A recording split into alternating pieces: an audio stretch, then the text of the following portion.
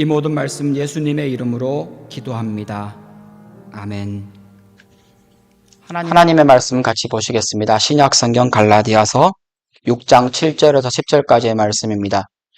앞에 표준 세번역으로 준비되어 있습니다. 갈라디아서 6장 7절에서 10절까지의 말씀 다 같이 한 목소리로 읽겠습니다. 7절에서 10절입니다. 자기를 속이지 마십시오. 하나님은 조롱을 받으실 분이 아니십니다. 사람은 무엇을 심든지 심은 대로 거둘 것입니다. 자기 육체의 욕망을 따라 심는 사람은 육체로부터 썩을 것을 거두고 성령의 뜻을 따라 심는 사람은 성령으로부터 영생을 거둘 것입니다. 선한 일을 하다가 낙심하지 맙시다. 지쳐서 넘어지지 않으면 때가 이를 때에 거두게 될 것입니다. 그러므로 기회가 있는 동안에 모든 사람에게 선한 일을 합시다. 특히 믿음의 식구들에게는 더욱 그렇게 합시다. 아멘. 우리가 읽은 이 갈라디아서 방금 읽은 본문의 7절에 보면 이렇게 기록이 되어 있습니다.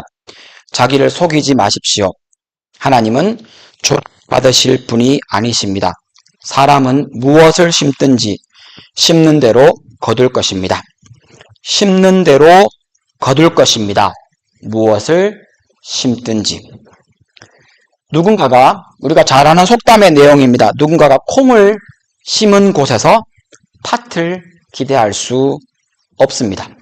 만약에 자기가 심기는 콩을 심어놓고 이제 나중에 팥이 자라기를 기대한다면 7절 나오는 말씀대로 본다면 그런 사람을 가리켜서 자기를 속이는 사람이라고 콕 찍어서 이야기합니다. 성경에서 이렇게 콕 찍어서 어떤 사람이라고 말하는 건 굉장히 강조가 된 형태입니다. 자기를 속이는 사람. 자기를 속이니까 속이는 자신도 모르고 속고 있는 자신도 모를 수 있습니다. 어떤 사람이요? 콩을 심고 팥을 기대하는 사람이요. 그런데 그 사람에 대해서 더 무서운 말이 뒤에 나옵니다. 그런 사람은 하나님을 조롱하려고 시도하는 사람이라는 표현이 나옵니다. 심은 대로 거둔다라고 하는 이 진리에 대해서 이건 누구나 아는 이야기입니다. 너무 당연한 말인데 이 너무 당연한 말에 딴 것을 기대하는 사람, 그런 사람은 자기를 속일 뿐 아니라 하나님을 조롱하고자 시도하는 사람이라고 성경이 콕 찍어 이야기합니다. 물론 하나님은 그런 속임수에 넘어가지 않으십니다.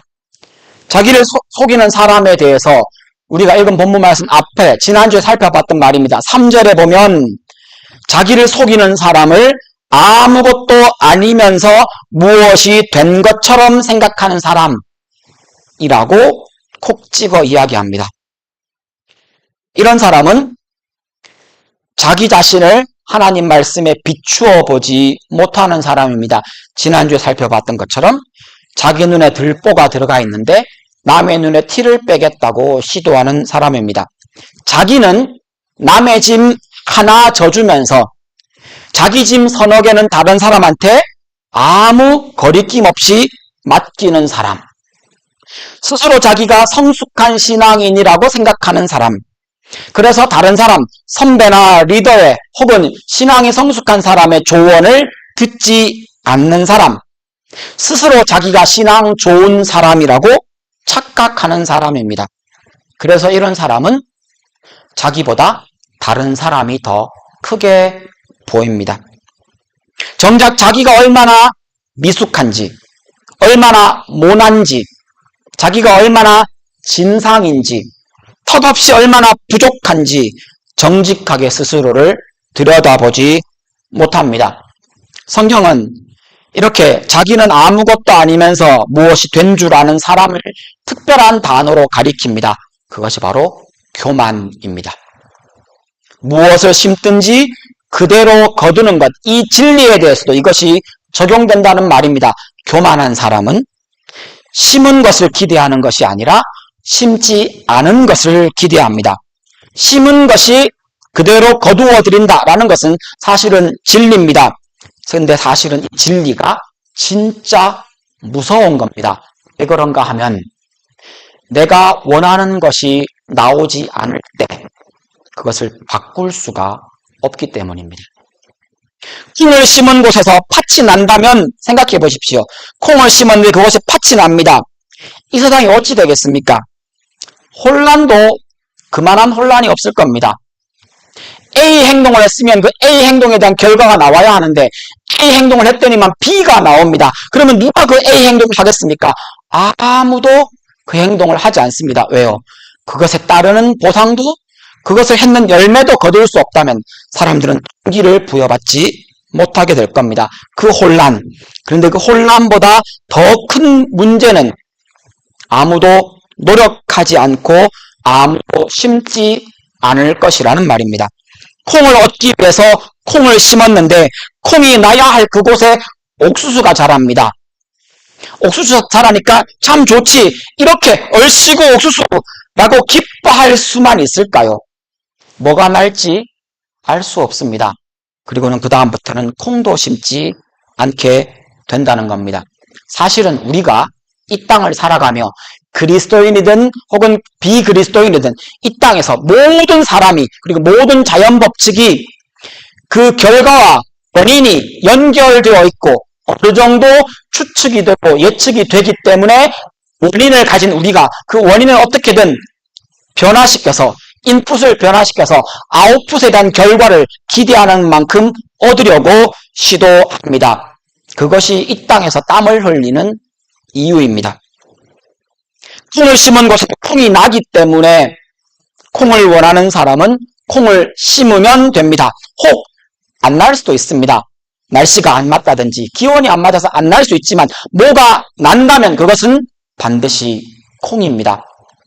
직장에서 일하면 생활비와 돈을 벌 수 있기 때문에 돈을 원하는 사람은 적절한 노동력을 제공하고 돈을 받습니다.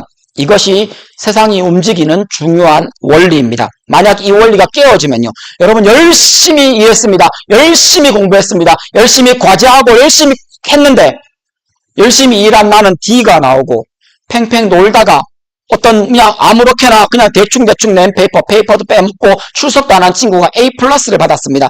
여러분 그 과목 듣고 난 다음에 기분이 어떠시겠습니까? 세상이 그러하다면 누가 공부를 하겠느냐는 겁니다. 공부 열심히 하면 좋은 학점을 기대할 수 있기 때문에 적어도 하지 않으면 받지 못하겠지만 하는 것만큼이 안 나온다 할지라도 하면 하지 않는 것보다 더 나은 점수를 받을 수 있기 때문에 그것을 기대하기 때문에 공부합니다. 좋은 성적을 원하는 사람은 열심히 공부하면 됩니다. 그렇게 결과가 나올 때 우리는 그것이 합리적이고 좋은 세상이라고 말합니다. 만약에 수학 과목을 열심히 공부했는데 과학 점수가 올라갔습니다.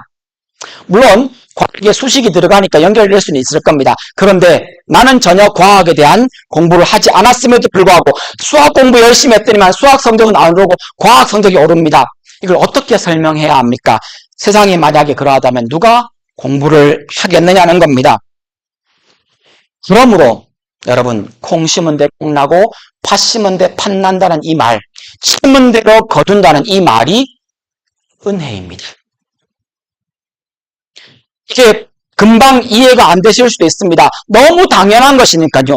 우리는 일생을 살아가며 예수 믿는 사람도 예수 믿지 않는 사람도 이 원리 안에서, 이 은혜 안에서 살아가고 있습니다. 그런데 이것은 분명히 은혜입니다. 하나님이 세상을 이 원리로 만드셨고 하나님이 세상이 이렇게 돌아가도록 움직이고 계시며 하나님이 심판과 하나님이 우리에게 주신 복음도 사실은 이 원리에 그대로 적용이 됩니다. 심은 대로 거둔다는 이 진리. 심은 대로 거둔다는 것은 진리이며 동시에 은혜입니다. 신학의 조직 신학 용어로 따지면 이것을 일반 은혜, 일반 은총이라고 부릅니다. 모든 사람에게 동일하게 적용되는 은혜. 이것이 진리이기 때문에 내가 하는 행동이 어떤 결과로 나올지 기대할 수 있고 그 기대에 맞추어서 준비하고 노력하는 것이 가능해집니다. 나의 행동, 나의 선택에는 이 행동, 나의 선택이라고 하는 이 변수가 심은 대로 거둔다고 하는 진리의 상수 앞에 우리는 이 땅에서 불안에 떨지 않고 미래에 대해서 기대하고 계획을 세울 수 있으며 노력하고 땀 흘려 일할 수 있게 된다는 겁니다. 이 변하지 않는 상수, 그것이 은혜입니다. 하나님이 이 자연을 그렇게 만드셨고 그렇게 이끌고 계십니다. 심은 대로 거두는 것이 진리이며 심은 대로 거둘 수 있는 것이 은혜라는 겁니다. 하나님이 이 세상과 이 세상 속에서 살아가야 할 모든 생명체에게 주신 은혜, 심은 대로 거두는 은혜. 심은 대로 거두는 진리가 은혜라는 것을 알고 나면 오늘 본문은 두 가지 은혜가 우리에게 주어집니다. 그 첫 번째 은혜는 육체의 것을 거두는 은혜입니다. 심은 대로 거둔다고 하는 이 은혜에 대한 첫 번째 이야기입니다. 8절 말씀 앞부분에 보면 이렇게 적혀 있습니다. 자기 육체의 욕망을 따라 심는 사람은 육체로부터 썩을 것을 거두고, 지금 갈라디아서에서 육체의 욕망을 심었을 때 육체에 썩을 것을 거둔다는 것에 대해서 말하면서 육체의 부정적인 면을 강조하고 있는 것이 분명합니다. 근데 이 말을 정확하게 바로 이해하려면 여기서부터 육체의 것을 거두는 것이 은혜라고 하는 것을 알고 넘어가야 합니다. 지금까지 했던 이야기의 강조입니다. 이번 학기 좋은 성적 받기를 원하십니까? 공부하면 됩니다. 이것이 심은 대로 거두는 진리를 아는, 은혜를 아는 행동이라는 말입니다. 운동을 하면서 시간을 들이고 땀 흘리고 꾸준히 그 운동을 계속해 나가면 살이 빠지고 열매를 맺고 근육 양이 늘어나는 결과를 얻게 될 겁니다. 건강함이 더 가까워질 겁니다. 이것이 은혜입니다. 여러분, 이것이 은혜입니다. 내가 일해서 얻었다고, 내가 노력해서 얻었다고요, 내가 땀 흘려서 얻었다고요, 그게 다 내가 한 게 아니고요, 하나님이 그렇게 하도록 만들어 놓으신 세상입니다. 이것이 은혜입니다. 너무 당연한 말 맞습니다. 네, 너무 당연한 말이지만 그렇게 하지, 사람들은 그렇게 하지 않습니다. 심은 대로 거둔다는 이 은혜를 여러분 누리십시오. 이 은혜, 심은 대로 거둔다는 이 진리, 이 은혜에 맞추어서 이 세상을 살아가시라는 말입니다. 심은 대로 거둔다는 이 육체를 심었으면 육체의 것을 거둔다는 이것도 우리에게 주어지는 은혜의 한 방편입니다. 그러므로 여러분, 이 세상에서 얻고 싶은 것이 있으십니까? 그것을 심으셔야 합니다.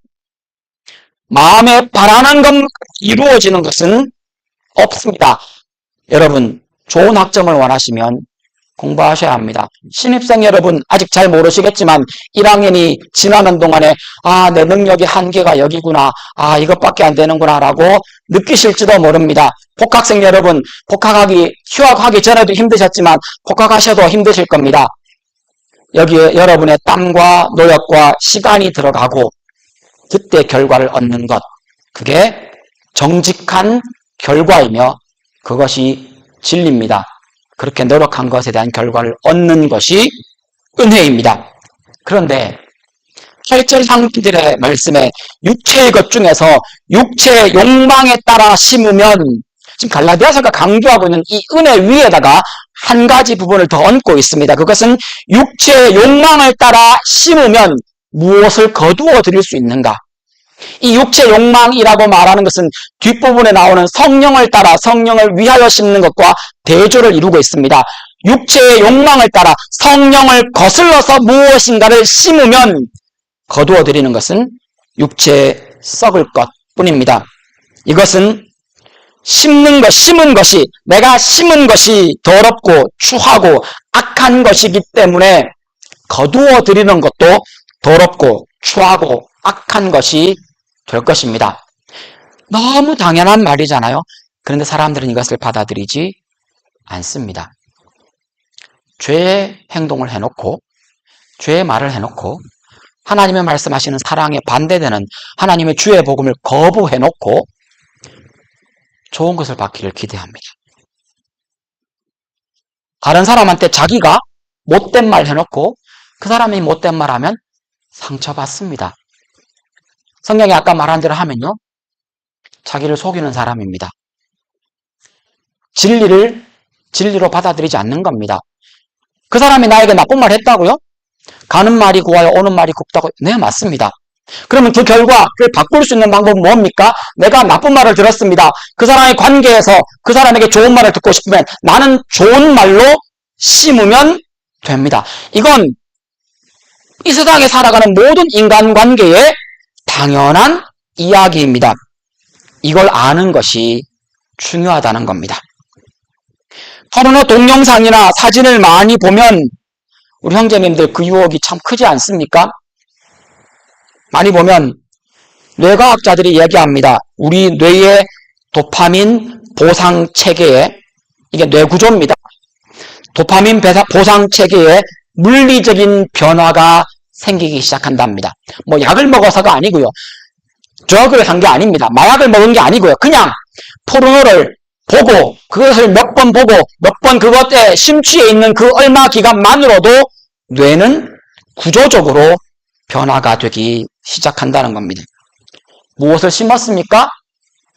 포르노 보고 포르노를 즐기는 것을 심은 겁니다. 무엇을 거두어 들인 겁니까? 그 결과가 그런 것입니다. 여러분, 다 그렇습니다. 이 세상에 존재하는 대부분의 것들이 이런 것들입니다.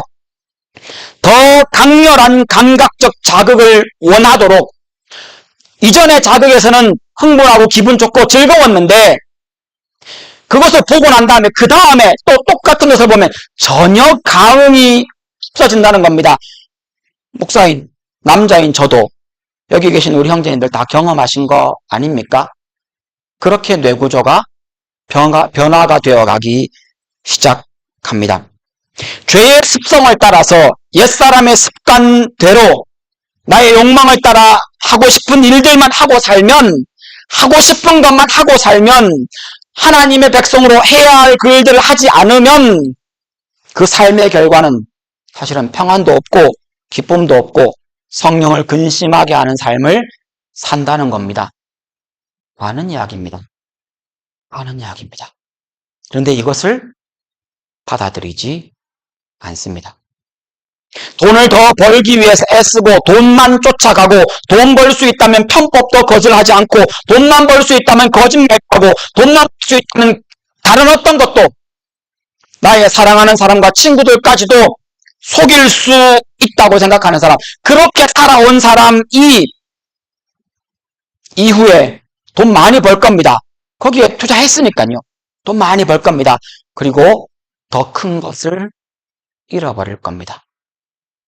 오늘 본문 말씀을 그대로 적용한다면 돈만 추구하고 산 사람, 돈이 최고인 사람, 돈만이 나의 주인이었던 사람의 삶의 마지막은 그 썩어버릴 돈만 가지게 될 것입니다. 우리가 이 땅에서 애쓰고 수고한 것에 대한 열매를 기대하고 먹을 수 있는 것이 하나님의 은혜이지만 그것으로는 절대로 얻을 수 없는, 맛볼 수 없는 은혜가 있습니다. 노력하는 것으로 얻는 게 아니라는 겁니다. 우리가 어떤 땀을 흘려서 우리가 대가를 지불해서 얻지 않는 것도 있다는 겁니다. 그런데 심은 대로 거두는 것이 있습니다. 그것이 성령의 것을 거두는 은혜의 한 부분입니다. 8절 뒷부분에 보면 이렇게 얘기합니다. 성령을 따라, 개역개정 성경에는 저 부분이 성령을 위하여라고 되어 있습니다. 성령을 따라 심으면 성령께서 우리가 영생 곧 성령님께 속한 것을 거두게 하신답니다. 여기에는 두 가지를 얘기하고 있습니다. 성령을 따라서 성령을 위하여 심으면 성령께 속한 영생이라는 것을 얻는다는 겁니다. 그런데 이 원리에서, 이 진리에서 여기에 참 독특한 원칙이 하나 들어갑니다. 하나님이 우리가 영생을 얻는 데에 우리가 심지 않은 것인데 우리가 받게 하셨습니다. 누가 심었습니까? 예수가 심었습니다. 예수가 십자가에 죽었습니다. 예수가 피 흘렸습니다. 예수가 죄값을 치렀습니다. 누구 겁니까? 내 죄요. 예수가 내 죄를 위해, 내 죄과를 위해, 예수가 나의 하나님 앞에 그 반역한 그것을 위해 죽으셨고 그 고통을 받으셨고 그것을 심었습니다. 누가 거둡니까? 내가 거둡니다. 이것이 성령을 따라 심었을 때 받는 첫 번째 내용입니다. 성령을 따라 성령을 위하여 심으면 영생을 거두고 여기에 또 한 가지가 더 붙습니다. 이제는 여기에는 우리가 심는 게 나옵니다. 성령을 따라 우리가 어떤 행동을 하고 어떤 선택을 하면 그것에 성령에 속한 것, 성령에 좋은 것을 거두게 된다고 말합니다. 성령에 속한 것이라는 것이 갈라디아서 우리가 방금 본 6장에 나오는 것처럼 성령께 속한 것이라고 하는 대표적인 것이 갈라디아서에 동일하게 나옵니다. 여러분 잘 아시는 성경 구절입니다. 5장 22절 23절입니다. 그러나 성령의 열매는 사랑과 희락과 화평과 오래 참음과 자비와 양선과 충성과 온유와 절제.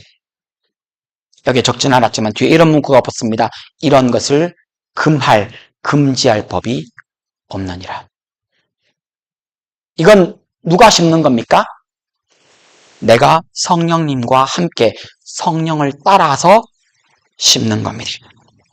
성령을 따라 성령을 위하여 심으면 영생을 얻을 뿐 아니라 예수님이 심으셨으니까요. 그걸 거둡니다. 동시에 성령의 열매를 거두게 됩니다. 더 나아가서 갈라디아서 5장 16절에는 성령의 인도를 따라가면 성령이 가르치는 대로 살아가면 육체의 욕망이 아까 어디 나온 겁니까?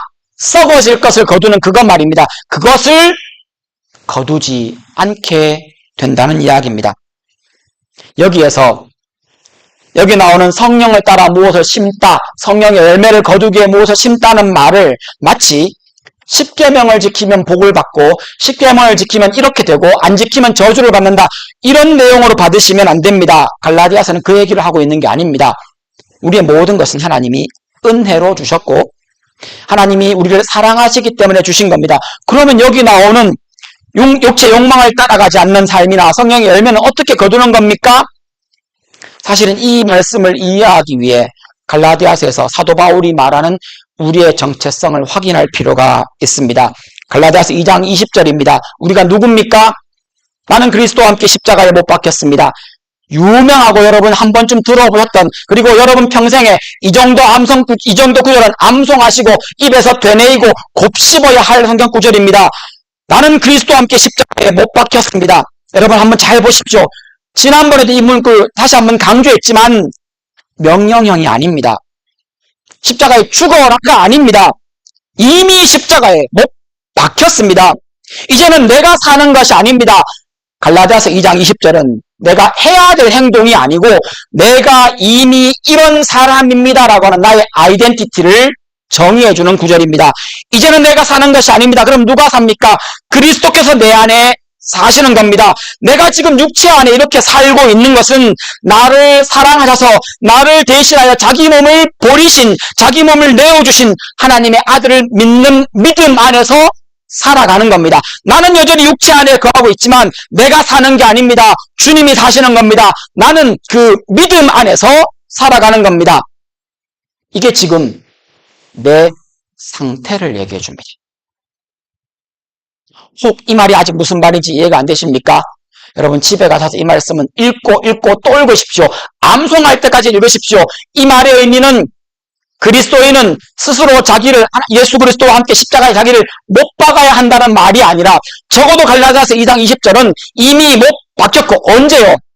예수와 함께 예수 그리스도를 나의 구주로 영접할 때. 저희 교회는 침례를 행합니다. 저기 뒤에 침례탕이 있습니다. 침례를 하면 예수님도 본래 신약 성경에 나오는 침례는 사람의 몸이 머리끝까지 물속에 폭 잠겼다가 나오는 형태입니다. 그런데 폭 잠기는 것의 의미가 예수 그리스도와 함께 죽는다는 것을 의미합니다. 언제 죽었습니까? 예수를 믿을 때요. 나는 아직 살아있는데요. 그러니까요. 죽었습니다. 언제 살아납니까?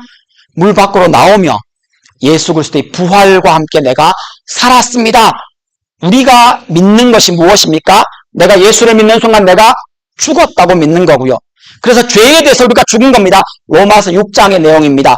언제 살아났습니까? 예수의 부활과 함께 내가 예수와 함께 살아난 겁니다.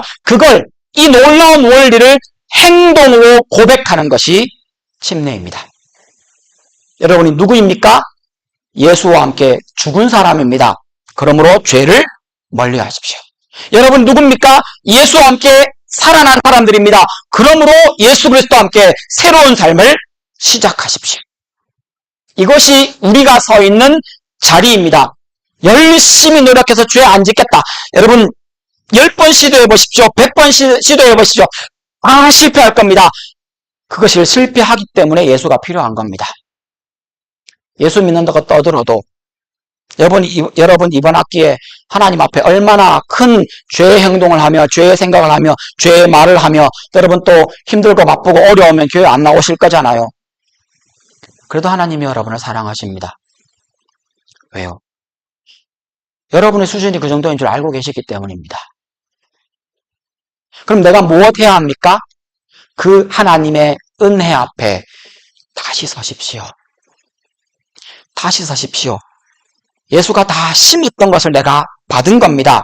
내가 예수 그리스도께서 우리에게 보내주신 성령을 따라가면 육체의 욕망을 제어할 수 있습니다. 그러므로 우리가 해야 될 것이 무엇입니까? 내가 이미 죽었고 내가 이미 살았고 새로운 생명으로 예수와 함께 성령과 함께 이 땅을 살아가는 사람으로 믿음 안에서 갈라디아서 2장 20절입니다. 믿음 안에서 살아가는 그 삶을 여러분 살아가십시오. 넘어지십니까? 네, 우리 다 그렇게 넘어집니다. 다시 일어서십시오. 어떻게 그렇게 뻔뻔하게 일어설 수 있습니까? 예수님이 죄값을 다 지불해 주셨기 때문입니다.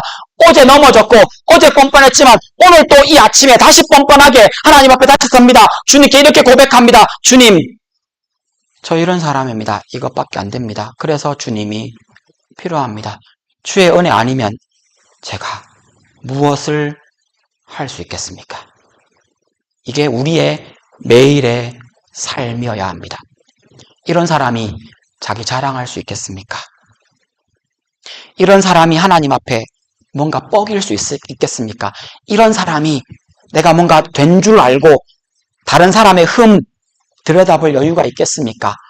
나를 보기에도 바쁘고 내가 하나님 앞에 얼마나 패역한 사람인지를 매일매일 발견하고 그 은혜 앞에 무릎 꿇는 것만으로도 하루가 부족할 텐데 어찌 그 하나님의 말씀을 들고 다른 사람을 난도질하겠느냐는 겁니다. 내가 그런 사람입니다. 나는 하나님 앞에 그런 사람입니다.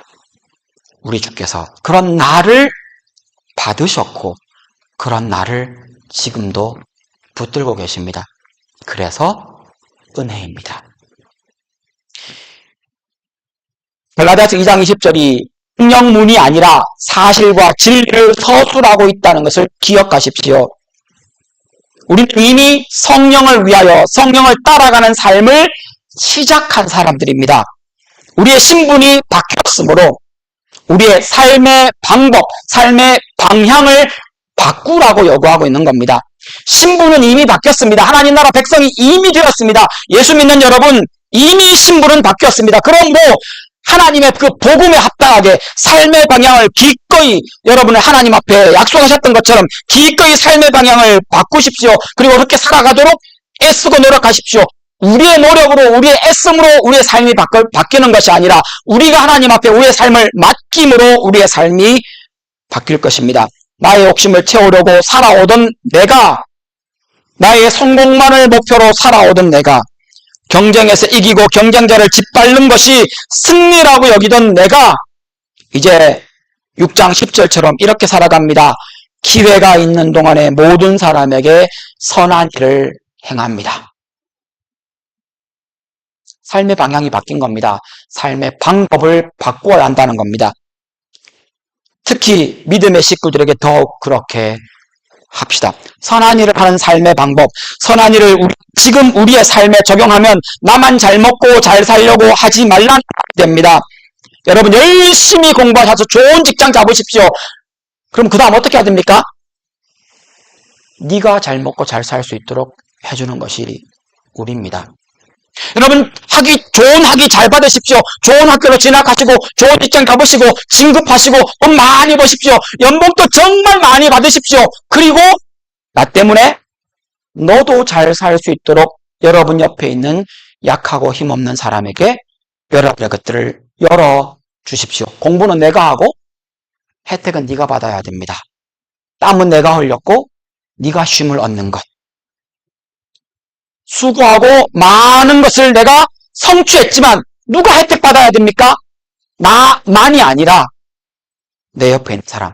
특별히 10절에 나오는 것처럼 여러분의 믿음의 식구들, 형제, 자매, 여러분 공동체에 있는 그 믿음 어리고 신앙 어리고 혹은 가난하고 힘들고 아프고 약한 사람들에게 여러분의 것들을 기꺼이 내어주도록, 이것이 그리스도인의 삶의 방향이며 삶의 방법입니다. 그런데 놀라운 것은 방금 말씀드렸던 것처럼 이게 사실은 성령을 따라간다는 것이 내가 막 심은 게 아닙니다. 구원도 그러했듯이 성령을 따라간다는 것도 따라가기만 하지 내가 막 노력해가지고 선을 이룰 수 있는 게 아니라는 것을 우리는 정직하게 압니다. 그런데 9절에 보니까 거기다가 상을 주신대요. 이런 거와 똑같습니다. 어린애한테 연필을 쥐어주면서 이렇게 옆으로 선을 한 개 그어보라고 말합니다. 이제 연필을 겨우 잡는 애가 들고 선을 쭉 그니까 아빠가 그걸 보면서 우와 진짜 잘했다. 처음에 잘 못하니까 같이 손을 잡아줍니다. 아이가 크레파스를 들고 아빠가 손을 딱 잡고 같이 옆으로 쭉 그어주면서 얘기합니다. 우와 빠르다. 글자를 씁니다. 자기 이름 임동진. 아빠가 손을 잡고 아이의 손으로 그 애 이름을 적어줍니다. 그런 다음에 와 우리 동진이 자기 이름 쓸 줄 안다. 그러면서 상도 줍니다. 이게 9절에 나오는 말이 바로 그 말입니다. 무언가 해서 하나님 앞에 상 받아라. 상 받을 만한 어떤 행동을 한 다음에 상 받아라. 사실은 본문 문맥에서 쉽게 그렇게 해석할 수 있지만, 그런데 이 문맥, 앞뒤 문맥과 성경에 나오는 다른 많은 구절들을 확인했을 때 성경에서의 보상은 그게 아니다라는 겁니다. 하나님이 다 해주시고, 하나님이 판 깔아주시고, 하나님이 할 수 있는 힘도 주시고, 하나님이 할 수 있는 기회도 주시고, 하나님이 그 일을 할 수 있도록 옆에 서게 해주시고, 때로는 우리 어깨에 손 얹어주시고, 때로는 내 손을 잡아주시면서 그 일을 하도록 도우시고, 심지어는 나는 아무것도 모르는데 내 손을 잡고 그 손으로 쭉 그어주신 다음에 하나님이 우리를 보고 말씀하십니다. 와 잘했다. 그리고 상도 주십니다. 하나님의 마음이 이해가 되십니까? 하나님이 무엇을 원하시는 겁니까? 상 주고 싶어서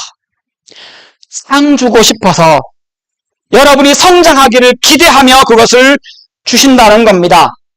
그래서 심지어 이렇게까지 말합니다. 예수님이 이 하나님의 마음을 이렇게 표현하십니다. 마태복음 10장 42절입니다. 내가 진정으로 너희에게 말한다. 이 작은 사람 가운데 하나에게 내 제자라고 해서 냉수한 것을 주는 사람은 절대로 자기가 받을 상을 잃지 않을 것이다. 그 냉수가 뭐라고요? 여러분 냉수 한 그릇 줬다고 냉수 착한 일 맞습니다. 근데 그게 그렇게 칭찬받을 일입니까? 세상 사람들 다 합니다. 근데 이 얘기는 지금 하나님의 백성에게 하는 말입니다.